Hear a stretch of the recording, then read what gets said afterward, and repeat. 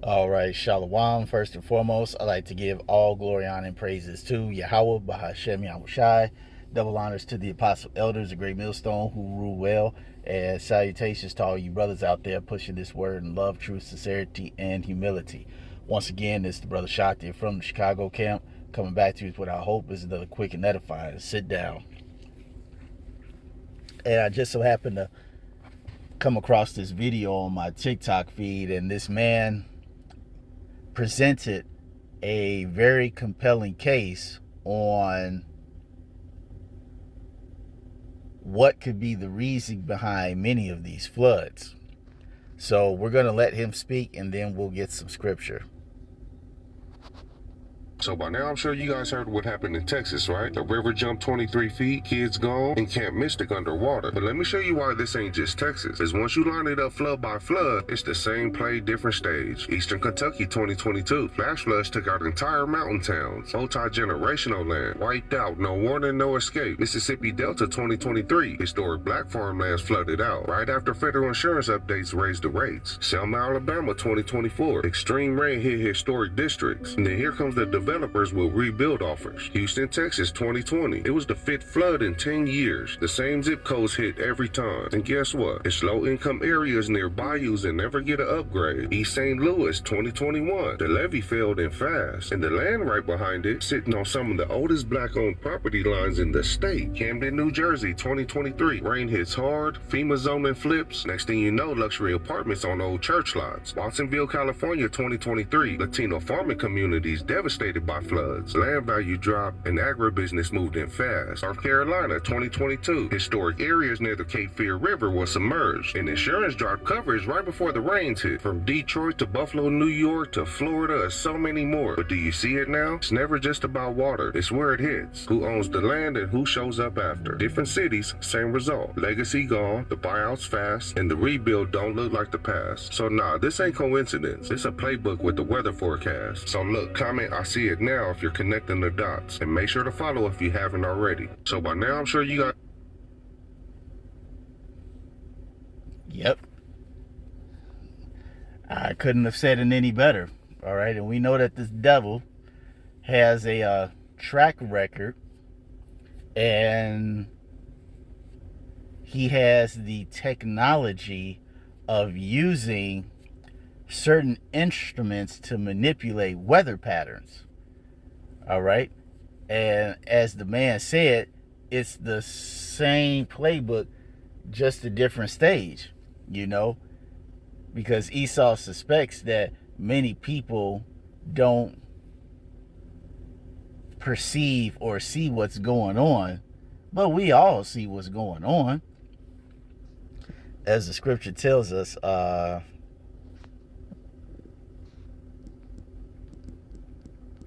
morning is light.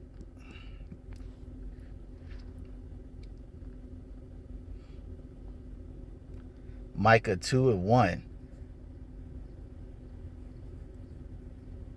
It says, woe to them that devise iniquity and work evil upon their beds. When the morning is light, they practice it because it is in the power of their hand. Right. Destruction to them that devise iniquity.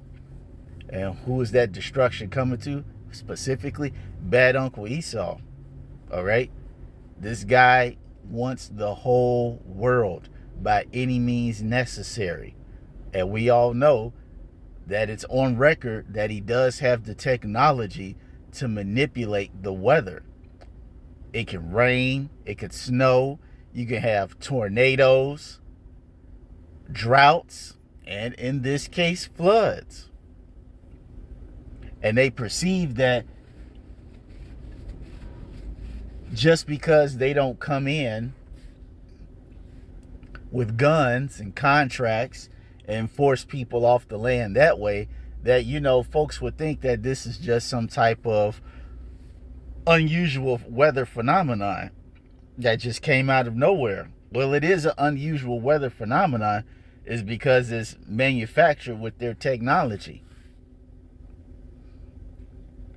It's a very methodical, planned, as the man said, playbook to gather land that's not theirs to themselves without having to go through the legal process. All right.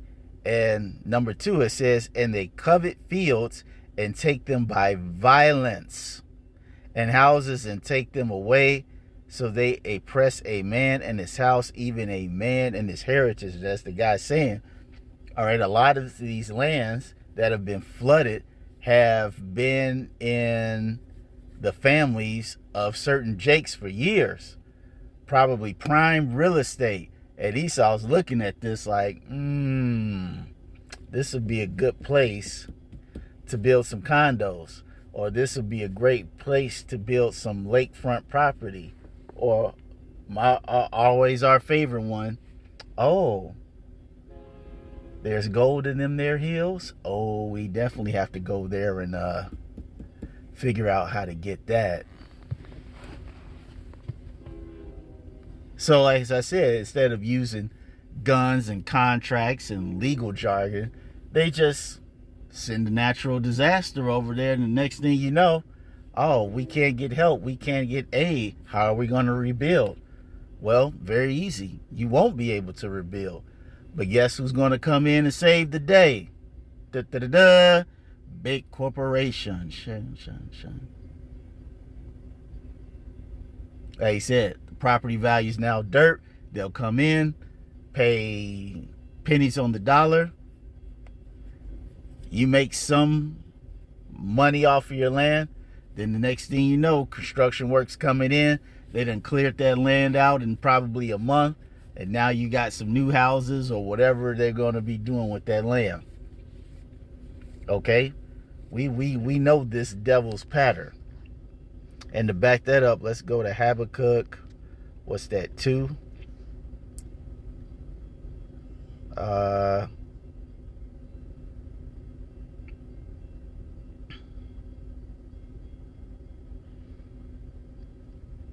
Two and 9.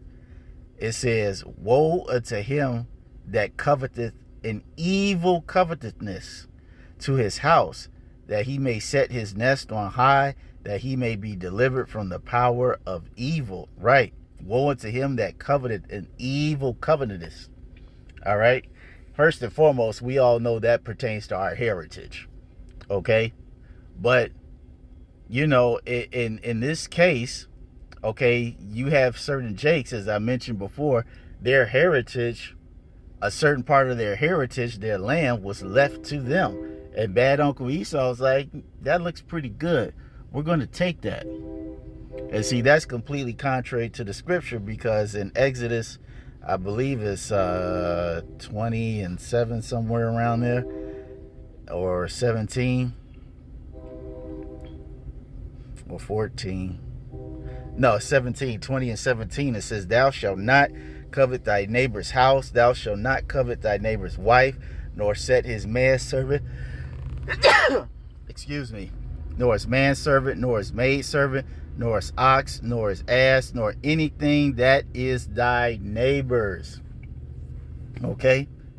As the scripture said, man, this guy enlarges his desires as hell. He can't be satisfied.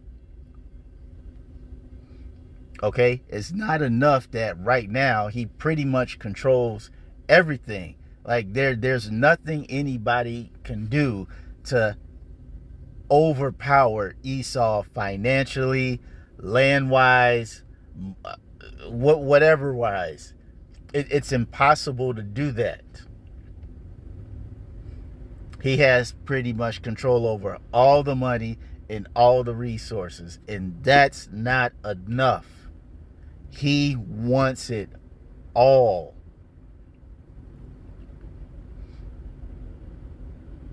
And he's getting these things unrighteously by doing the most vile things. Because we know it's not above bad Uncle Esau to flood a town. He's done it before, just in the past, just without the technology. Okay? But this is what this guy's doing. He is spoiling people for his own personal gain. And see, the Lord said in the end, because this devil doesn't think that such an end is going to come to him. But it is, thus saith the scripture. All right, Isaiah 33:1, we'll probably end on this. Woe to thee that spoilest, and thou wast not spoiled it. Right. Who is the only person in this whole world doing all the spoiling and nobody spoiling him? Bad Uncle Esau. And it says, and dealt treacherously, and they dealt not treacherously with thee. Right. Backhanded deals, broken promises, weather manipulation. It says, when thou shalt cease to spoil, right, when you've done all your underhanded deeds, your weather modifications with flooding and droughts and rain and tornadoes. All right, the Lord said, when you finally done so much underhanded stuff and you perceive that you've got everything you've wanted, it says, thou shalt be spoiled, and when thou shalt make an end to deal treacherously, they shall deal treacherously with thee. Right.